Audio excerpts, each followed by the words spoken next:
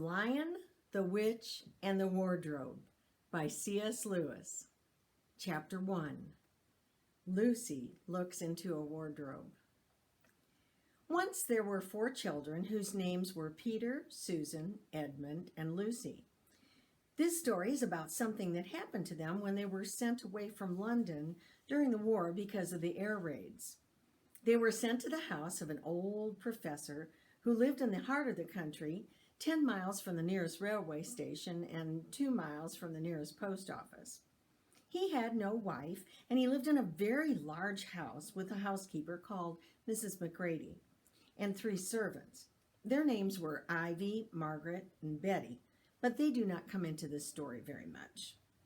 He himself was a very old man with shaggy white hair, which grew over most of his face as well as on his head, and they liked him almost at once. But on the first evening when he came out to meet them at the front door, he was so odd-looking that Lucy, who was the youngest, was a little afraid of him, and Edmund, who was the next youngest, wanted to laugh and had to keep on pretending he was blowing his nose to hide it. As soon as they had said good night to the professor and gone upstairs on the first night, the boys came over to the girls' room and they all talked it over. "We've fallen on our feet, and make no mistake," said Peter. "This is going to be perfectly splendid. That old chap will let us do anything we like." "I think he's an old dear," said Susan. "Oh, come off it," said Edmund, who was tired and pretending not to be tired, which always made him a little bad-tempered. "Don't go on talking like that." "Like what?" said Susan. "And anyway, it's time you were in bed." "Trying to talk like mother," said Edmund. "And who are you to say when I'm to go to bed? Go to bed yourself." "Hadn't we all better go to bed?" said Lucy. "There's sure to be a row if we are heard talking here." "No, there won't," said Peter. "I tell you that this is the sort of house where no one's going to mind what we do.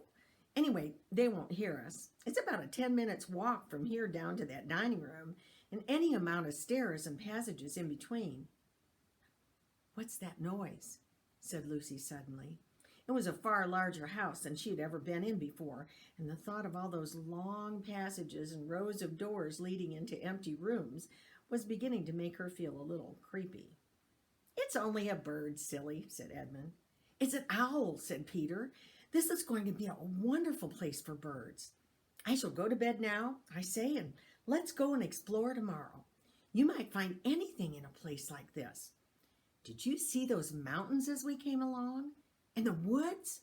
There might be eagles. There might be stags. There'll be hawks." "Badgers," said Lucy. "Snakes," said Edmund. "Foxes," said Susan. But when the next morning came, it was a steady rain was falling, and so thick that when you looked out the window you could see neither mountains nor woods, nor even the stream in the garden. "Of course it would be raining," said Edmund.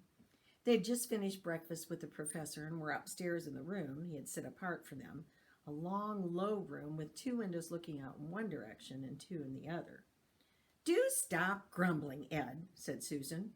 10 to 1 it'll clear up in an hour or so, and in the meantime we're pretty well off. There's a wireless and lots of books." "Not for me," said Peter. "I'm going to explore the house." Everyone agreed to this, and that was how the adventure began. It was a sort of house that you never seemed to come to the end of, and it was full of unexpected places. The first few doors they tried led only into spare bedrooms, and everyone had expected they would. But soon they came to a very long room full of pictures, and there they found a suit of armor. And after that room, all hung with green, was a harp in one corner. And then came 3 steps down and 5 steps up, and then a kind of little hall upstairs and a door that led out onto a balcony, and then a whole series of rooms that led into each other and were lined with books, most of them very old books and some bigger than a Bible in a church. And shortly after that they looked into a room that was quite empty except for one big wardrobe, the sort that had a looking glass on the door. There was nothing else in the room, all except a dead blue bottle on the windowsill. "Nothing here," said Peter, and they all trooped out again, all except Lucy. She stayed behind because she thought it would be worth trying the door of the wardrobe, even though she felt it almost would be surely locked. To her surprise, it opened quite easily, and 2 mothballs dropped out. Looking into the middle, she saw several coats hanging up, mostly long fur coats. There was nothing Lucy liked so much as the smell and feel of fur. She immediately stepped into the wardrobe and got in amongst the coats and rubbed her face against them, leaving the door open, of course, because she knew that it is very foolish to shut oneself into any wardrobe. Soon she went in further and found that there was a second row of coats hanging up beyond the first one. It was almost quite dark in there, and she kept her arms stretched out in front of her so as not to bump her face into the back of the wardrobe. She took a step further in and then 2 or 3 steps, always expecting to feel the woodwork on the tip of her fingers, but she couldn't feel it. This must be simply enormous wardrobe, thought Lucy, going still further in and pushing the soft folds of the coats aside to make room for her. And then she noticed that there was something crunching under her feet. I wonder, was that more mothballs? She thought, stooping down to feel it with her hands, but instead of feeling the hard, smooth wood of the floor of the wardrobe, she felt something soft and powdery and extremely cold. This is very queer, she said as she went in a step or 2 further. Next moment, she found what was rubbing against her face and hands were no longer soft fur, but something hard and rough and prickly. Why, it's just like branches of trees, exclaimed Lucy. And then she saw that there was a light ahead of her, not a few inches away where the back of the wardrobe ought to have been, but a long way off. Something cold was falling on her, and a moment later she found that she was standing in the middle of the wood at nighttime with snow under her feet and snowflakes falling through the air. Lucy felt a little frightened, but she felt very inquisitive and excited as well. She looked back over her shoulder, and there, between the dark tree trunks, she could still see the open door of the wardrobe and even catch a glimpse of the empty room from which she had set out. She, of course, had left the door open, for she knew that it is a very silly thing to shut oneself into a wardrobe. It seemed to be still daylight there, and I can always get back if something goes wrong, thought Lucy. She began to walk forward, crunch, crunch, over the snow and through the wood towards the other light. In about 10 minutes, she reached it and found that it was a lamp post. As she stood looking at it, wondering why there was a lamppost in the middle of a wood, and wondering what to do next, she heard a pitter-patter of feet coming towards her. And soon after that, a very strange person stepped out from among the trees into the light of the lamppost. He was only a little taller than Lucy herself, and he carried over his head an umbrella, white with snow.